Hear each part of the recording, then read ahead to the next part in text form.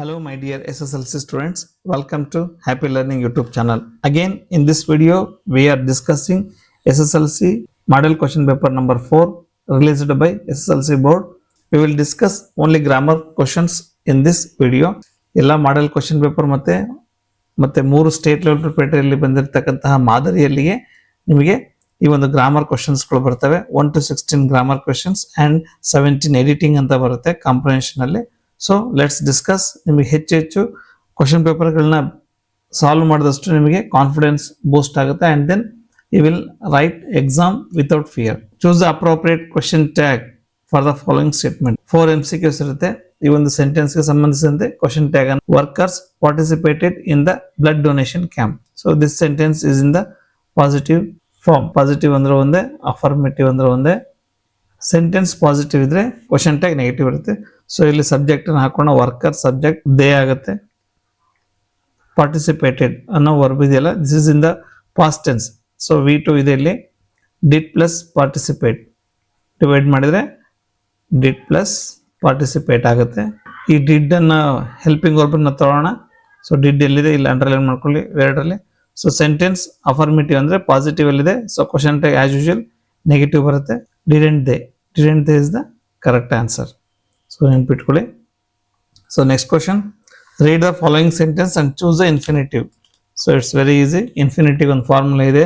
2 plus verb 1 present tense ವರ್ಬ್ಗೆ infinitive ಇರುತ್ತೆ. We were gathered at the playground to receive the chief guest. So ಇಲ್ಲಿದೆ ನೋಡಿ, this is the answer. So ನೀವು answer ಬರೆಯುವಾಗ option D ಅಂತ ಬರೆದು option number ಅನ್ನ ABCD ಅಲ್ಲಿ ಬರೆದು ಆನ್ಸರ್ನ ಬರಬೇಕಾಗುತ್ತೆ. To receive is the infinitive here. Next question, question number 3. Read the given conversation and choose the language function for the underlined sentence. Language function ಹೇಳಬೇಕಿಲ್ಲಿ. Student, hello sir, good morning, how are you? Teacher, very good morning, I am fine, thank you. Student, would you please provide me the details of geographical features of India? So this is the underlined sentence. Teacher, sure, I will provide it to you. So here the student is asking, requesting, would you please, ಇಲ್ಲಿ ನೋಡಿ please ಅಂತ ಬಂದಿದೆ, please ಅಂದ್ರೆ request ಅಂತ ಹೇಳಿ, provide me the details of geographical features of India. Geographical features ಬಗ್ಗೆ so ಇನ್ನೊಂದು ಸ್ವಲ್ಪ ಮಾಹಿತಿಯನ್ನ ಕೊಡಿ ಸರ್ ಅಂತ ಈಸ್ ರಿಕ್ವೆಸ್ಟಿಂಗ್. ಸೊ ನೋಡೋಣ options. Giving direction, making request, expressing agreement and offering help. B is the right answer, making request. Read the following conversation and fill in the blank choosing the most appropriate word or words to complete if class. Rajesh, good morning Nirmala, very good morning, where are you going? Rajesh, I am going to the hospital to seek medical help. Nirmala, if you had followed my diet plan, you dash sought medical help. Sought ಅನ್ನೋ verb ಇದೆ ಇಲ್ಲಿ. So ಇಲ್ಲಿ ಸೀಕಿಗೆ ಅದು past tense, ಅದು seek, ಸಾಟ್, seek ಅಂದ್ರೆ ಪಡೆ ಅಂತೇಳಿ ತಗೊಳ್ಳೋದು. ಸೊ ಇಲ್ಲಿ ಅವ್ರು ಏನು ಹೇಳ್ತಿದ್ದಾರೆ ಅಂದರೆ, if you had followed my diet plan, ನೀವು ನಾನು ಹೇಳಿರ್ತಕ್ಕಂಥ ಡಯಟ್ ಪ್ಲಾನನ್ನು, ಆಹಾರ ಪದ್ಧತಿಯನ್ನು ಫಾಲೋ ಮಾಡಿದ್ದಾಗಿದ್ರೆ, you dash sought medical help. ಈ ಒಂದು ಸಂದರ್ಭದಲ್ಲಿ ಮೆಡಿಕಲ್ ಹೆಲ್ಪನ್ನು ತಗೊಳ್ಳೋ ಪರಿಸ್ಥಿತಿ ಬರ್ತಿರ್ಲಿಲ್ಲ. ಹಾಗಾಗಿ the correct answer is wouldn't have. Past perfect ಇದೆ, so wouldn't have. Third conditional clause ಬರುತ್ತೆ. Next question, do as directed. MCQs are over. So 12 questions, 1 mark questions. Which one of the following words has one syllable? ಇಲ್ಲಿ one syllable ಇರೋ word check ಮಾಡೋಣ. Bird, the one syllable. Painting, painting. So 2 syllable. Visit, 2 syllable. So next, examine. So 3 syllables ಇದೆ. Examine. So next, so this is the answer. Bird, the word has 1 syllable. Next, combine the following sentences using so that. ಈ ಎರಡು ಸೆಂಟೆನ್ಸ್ಗಳನ್ನ so that ಅನ್ನು use ಮಾಡಿ combine ಮಾಡಿ make one sentence. The sum is very difficult for me, I cannot solve this. Sum ಅಂದರೆ value ಅಂತೀರಿ, ಮೊತ್ತ. So ಇನ್ನೊಂದು word ಇದೆ ಸಮ್ ಅಂತೇಳಿ, ಸೊ ಅದಲ್ಲ, ಕೆಲವು ಅಂತ ಆಗುತ್ತೆ. ಇಲ್ಲಿ ಸಮ್ ಅಂದರೆ it's total. This sum is very difficult for me. So present tense ಇದೆ. ಇದೊಂದು sentence. I cannot solve this. So ಎರಡನ್ನು ಸೇರಿಸಬೇಕು. ವೆರಿಯನ್ನು ರಿಮೂವ್ ಮಾಡೋಣ. ಇಲ್ಲಿ ನೋಡಿ, is so difficult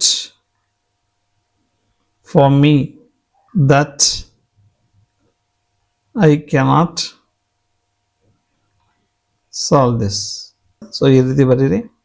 next question, fill in the blanks using the correct article. So article ಅಲ್ಲಿ ಯಾವ್ದು suit ಆಗ್ತದೆ ನೋಡಬೇಕು. ಎ ಆ್ಯಂಡ್ ಡಿ ನಲ್ಲಿ who is dash toughest batsman in the Indian cricket team. So ಇಲ್ಲಿ superlative degree ಇದೆ. ಇದು toughest ಅಂತ ಹೇಳಿದ್ರೆ ಇದು ಸೂಪರ್ಲೇಟಿವ್ ಅಡ್ಜೆಕ್ಟಿವ್. ಇದು ಸೂಪರ್ಲೇಟಿವ್ ಇದ್ದಾಗ ಟಫ್, ಟಫರ್, ಟಫೆಸ್ಟ್.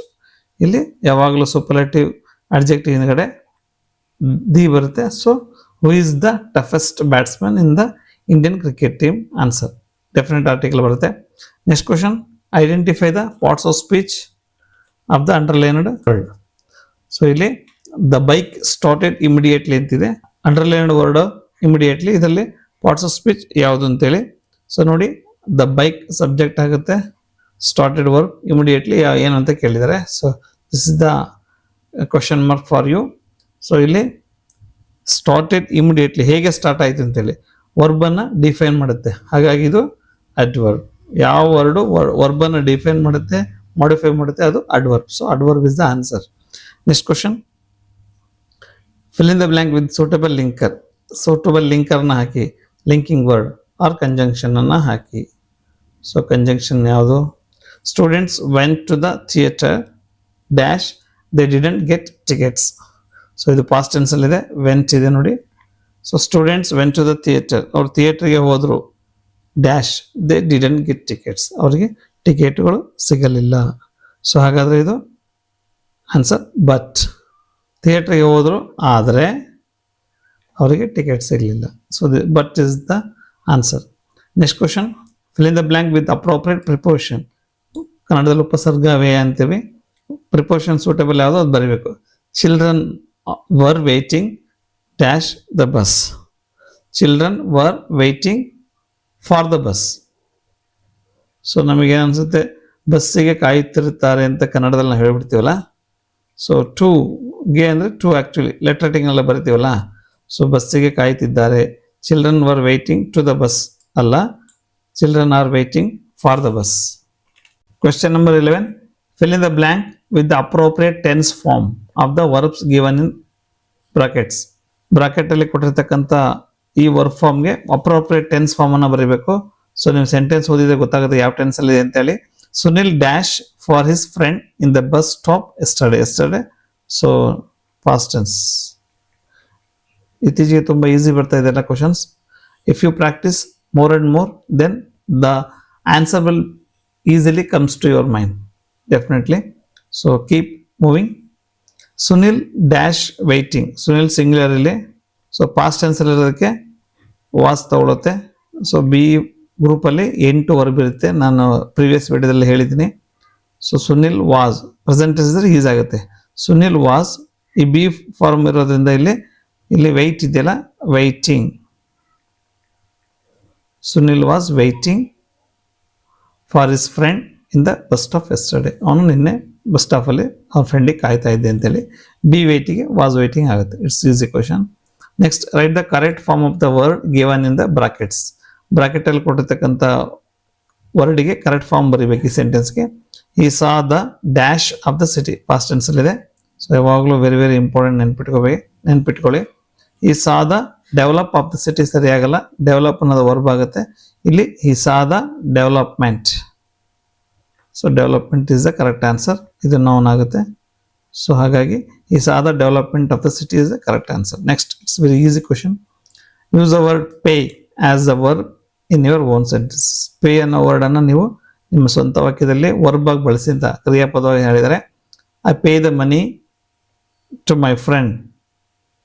ಈಸಿಯಾಗಿ ಮಾಡ್ಬೋದು. I pay the electricity bill. So ಈ ರೀತಿ ಈಸಿಯಾಗಿ ಮಾಡಿ, ಸೊ ವರ್ಬ್ ಆಗಿ ಬಳಸಿ. Next, change the following sentence into comparative degree. So degrees of ಕಂಪ್ಯಾರಿಸನ್ಲಿ 3 ಟೈಪ್ಸ್ ಇದೆ, ಕೈಂಡ್ಸ್ ಇದೆ. So positive degree, comparative degree and superlative degree ಅಂತ ಹೇಳಿ.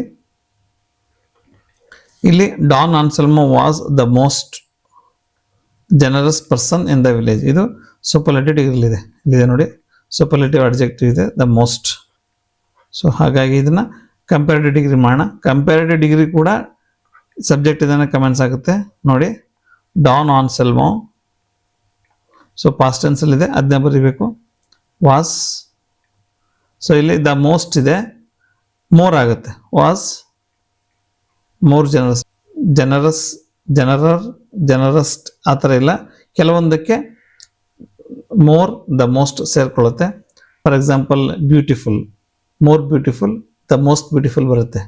ಆ ಥರ ಕೆಲವು ವರ್ಡ್ಸ್ ಇದೆ. ಮ್ಯಾಕ್ಸಿಮಮ್ EST ಬರೋದಿರುತ್ತೆ, ಸೂಪರ್ಲೇಟಿವ್ ಅಡ್ಜೆಕ್ಟಿವ್. ಇಲ್ಲಿ Don Anselmo was more generous than, ಕಂಪ್ಯಾರಿಟಿವ್ಲಿ ದೆನ್ ಬರುತ್ತೆ. ಮೋರ್ ಜನರಸ್ ಪರ್ಸನ್ ಹಾಕ್ಬೋದು ಇಲ್ಲಿ. Don Anselmo was more generous than any other person in the village. So positive degree ಆದರೆ ನೋ ಅದರ್ ಅಂತ comments ಆಗುತ್ತೆ.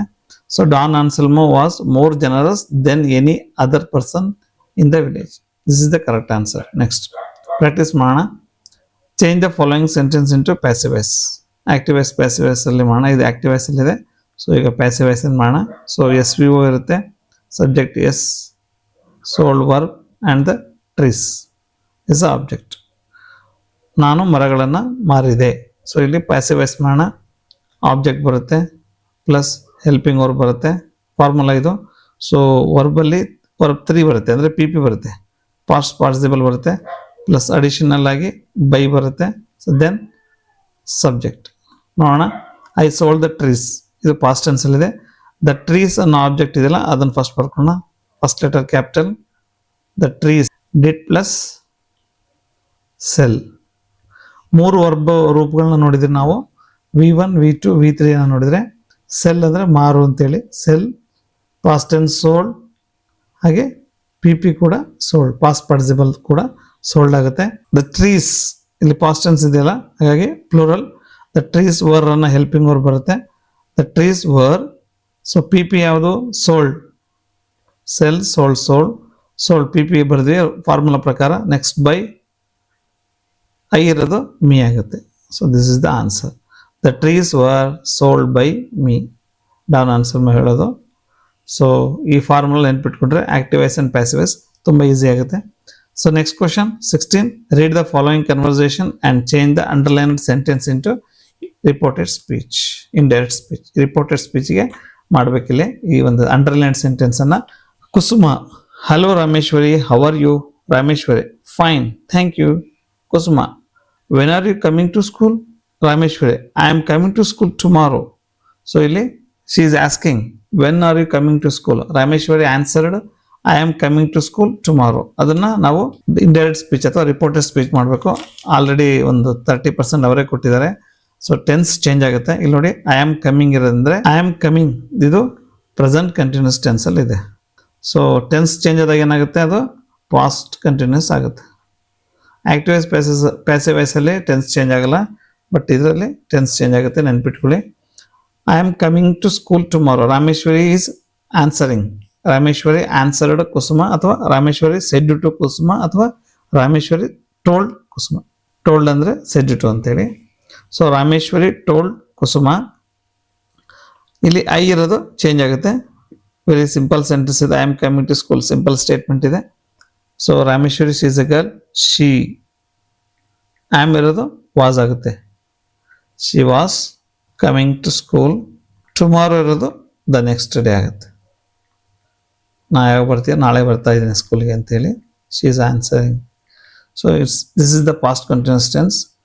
She was coming to school the next day. So next, the following sentence has 2 errors. Edit the sentence and rewrite in the booklet, answer booklet. The clues were given below.